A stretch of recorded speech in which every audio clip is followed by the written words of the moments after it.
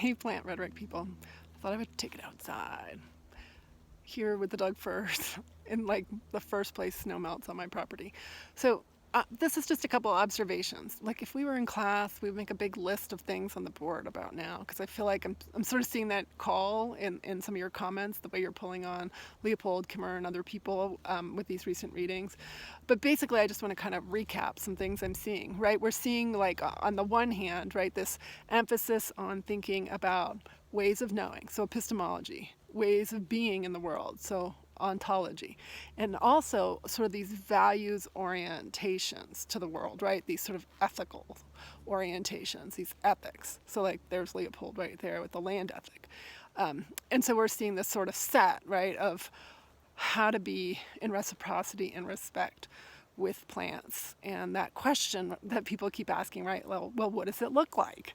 And we have these sort of different ways, but we're seeing, right, that it comes in these observational ways, and not just like any old kind of observation, right, but these observations founded in this kind of respect for plant personhood and these sort of notions of circular relations, right? The not the hierarchical, not the ladder, not the stairs, the circle, or the, I don't know, I think sometimes back and forth arrows.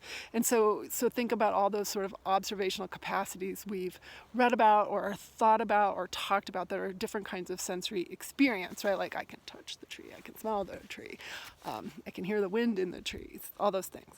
And that other question, I was thinking Bo was asking that most prominently in what I just was reading today, in terms of, well, what actions might emerge as a result, right? Like, so consciousness is one sort of action, right? This one sort of new way of being or thinking in the world. And what might it look like to do things differently, right? And so we've seen Kimmer, Leopold, and Dana here in these blogs offering, like, what could it look like? And I think some of your posts are doing that along the same way, right? Like I think of like Mia talking about listening and some of the stories we heard, like I think from Ruby with Sage. So thinking about those questions. And so I just wanted to kind of lay that out.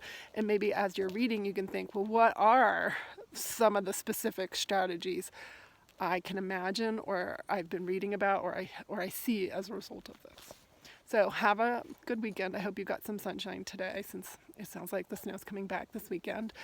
Be well. Shoot me an email if you have questions or want a little help with your studies as you're thinking about those, and I'll talk to you later. Bye.